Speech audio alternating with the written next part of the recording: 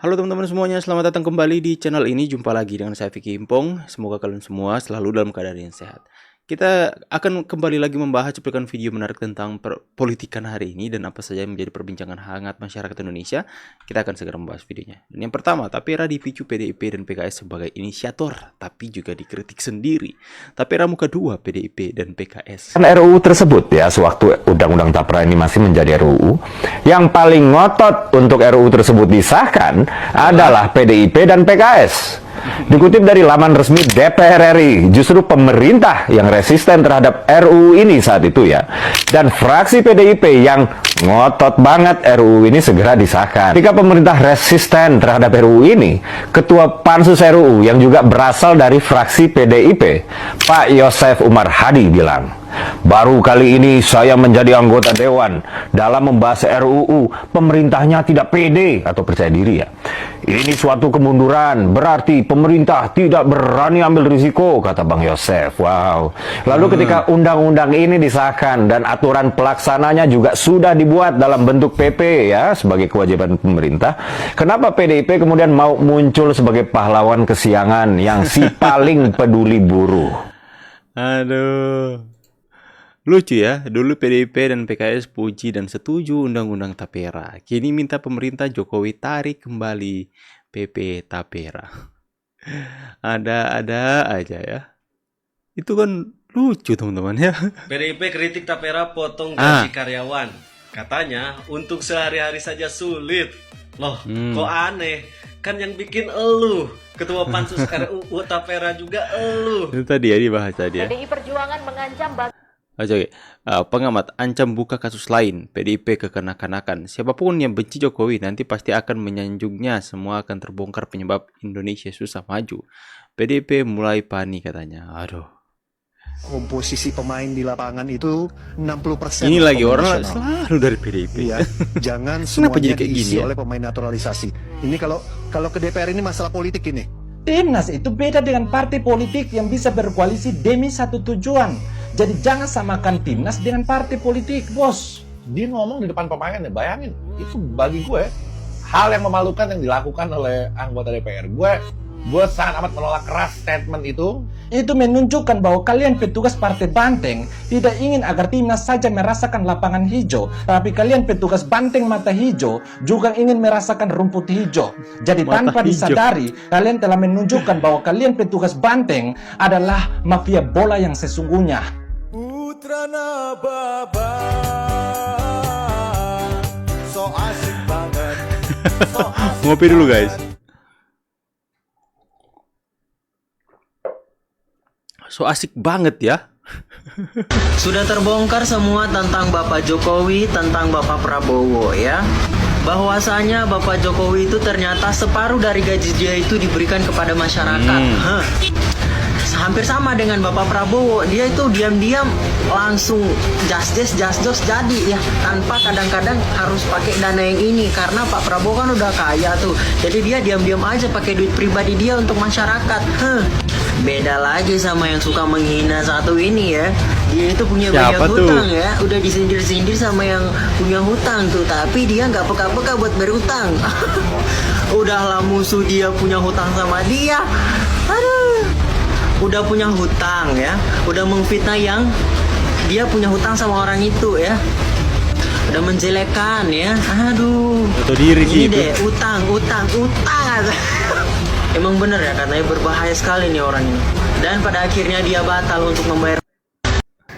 PDIP ngamuk, mengancam akan menggeruduk kepolisian, kantor Ini polisi kita bahas kemarin dari ya. mulai Mabes, dari mulai pusat sampai ke tingkat polsek katanya.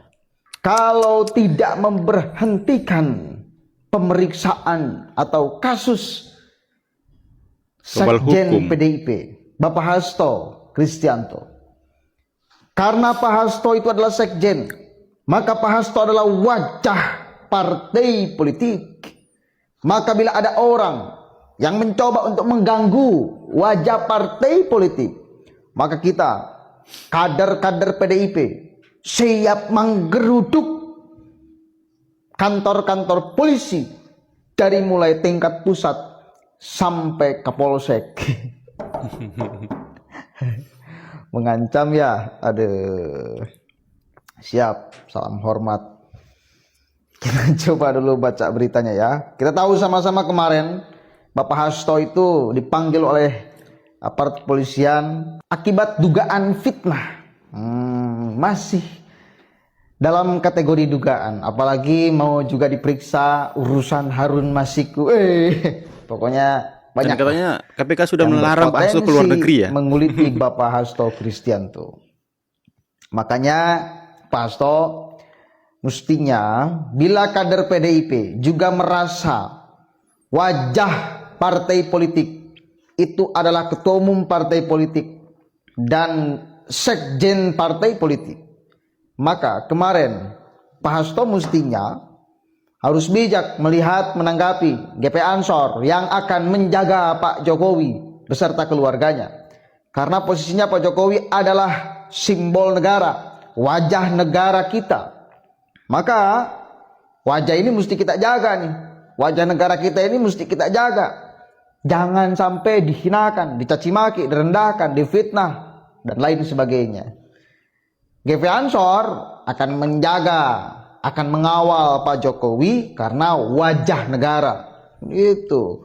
Kader PDIP juga sakit kan bila wajah organisasinya diganggu, apalagi wajah negara. Yang akan sakitnya adalah mayoritas masyarakat Indonesia. Indonesia. Itu bos. Asik deh. Ya. Wajah negara Pak Jokowi. Begitupun sama Pak Hasto, wajah partai politik PDIP. Kita baca dulu beritanya nih, ancamannya. PDIP ancam geruduk kantor polisi jika kasus Hasto tak diberhentikan. Kehormatan partai diusik. Itu kehormatan partai diusik, ngamuk. Nah, kalau kita kepada Pak Jokowi, kehormatan presiden sebagai wajah negara kita diganggu, maka iya. jangan Mereka sampai seringkali mengganggu kehormatan presiden ya. Itu sama aja kan, wajah negara dengan wajah partai politik lebih besaran mana? Ya wajah negara mestinya kemudian lebih bisa kita jaga tuh. Makanya sangat goblok sekali bila ada warga Indonesia yang mencaci maki, yang merendahkan, yang memfitnah wajah negaranya. Dari kemarin saya ngomong itu. Hasto malah nggak terima. Sejak kapan NU menjadi pengawal keluarga? Bukankah NU dari dulu menjadi pengawal NKRI, menjadi penyokong kemerdekaan dan lain sebagainya? Pak Jokowi itu adalah presiden. Sampai detik ini masih jadi presiden. Maka kita mesti jaga nih presiden. Maka ini wajah negara kita. Jangan sampai direndahkan oleh warganya sendiri, kan goblok. PDI Perjuangan mengancam bakal menggeruduk kantor polisi jika melanjutkan kasus yang menjerat sekjen PDIP Hasto Kristianto. Diketahui Hasto diperiksa di Polda Metro Jaya hari ini, Selasa, berarti kemarin ya, atas kasus penghasutan dan penyebaran berita bohong. Ia dituduh menyebarkan berita bohong setelah melakukan kritikan terhadap hasil Pilpres. Hasto kerap menduga Pilpres 2024 berlangsung dengan curang yang menghasilkan pemenang Prabowo Gibran. Ancaman menggeruduk Polda Metro Jaya ini disampaikan PDIP lewat tulisan siaran persnya yang dikirim ke Tribun Medan. Jadi dari kemarin kan, padahal proses atau data kecurangan yang mereka miliki udah dibawa ke Mahkamah Konstitusi dan hasilnya apa? Nihil. MK tidak mengabulkan satupun permintaan daripada mereka. Termasuk Oke teman-teman ya, jadi secara tidak langsung mereka menunjukkan sikap yang arogan dan tidak demokratis dalam partai mereka. Ya, menunjukkan mereka seolah-olah mereka tidak boleh disentuh oleh hukum ya. Padahal ini kan masih dalam proses pemeriksaan. Hargai dong prosesnya. Hargai apa yang akan dilakukan kepolisian.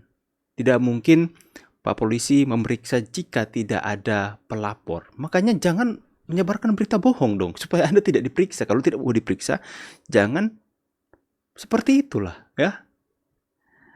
Apa hanya mereka saja yang boleh untuk tidak menghormati dan tidak menghargai seorang Presiden Jokowi, dan kita sebagai rakyat Indonesia yang benar-benar cinta dengan seorang Presiden Jokowi hanya diam saja dan biarkan mereka. Giliran mereka yang dicoreng wajahnya, mereka mengancam mau menggeruduk. Gimana ceritanya teman-teman ya? Ya seharusnya ini bisa menjadi pembelajaran buat kita semua ya. Kita bisa melihat bagaimana karakter mereka sesungguhnya, seperti yang dikatakan oleh salah satu pengamat politik, mengatakan bahwa ketika mereka berada dalam tekanan, selalu teriak-teriak rakyat demi rakyat kecil, rakyat ini. Ya, ketika mereka berada dalam posisi yang mungkin tidak diuntungkan, tetapi ketika mereka berkuasa, mereka malah menginjak-injak rakyat kecil. Itu yang dikatakan oleh salah satu pengamat politik yang saya dengar kemarin ketika membahas videonya. Ya seperti itulah. Semoga ini bisa mencerahkan kalian semua. Ini bisa membuat teman-teman semua bisa melihat seperti apa akhirnya mereka kan terlihat sifat asli mereka, teman-teman. Ya, jadi saya percaya netizen sekarang ini sudah sangat pintar, sudah sangat-sangat cerdik untuk melihat situasi perpolitikan yang terjadi hari ini. Bagaimana pendapat kalian semua? Saya pamit dulu, see you on the next video and God bless you. Bye guys.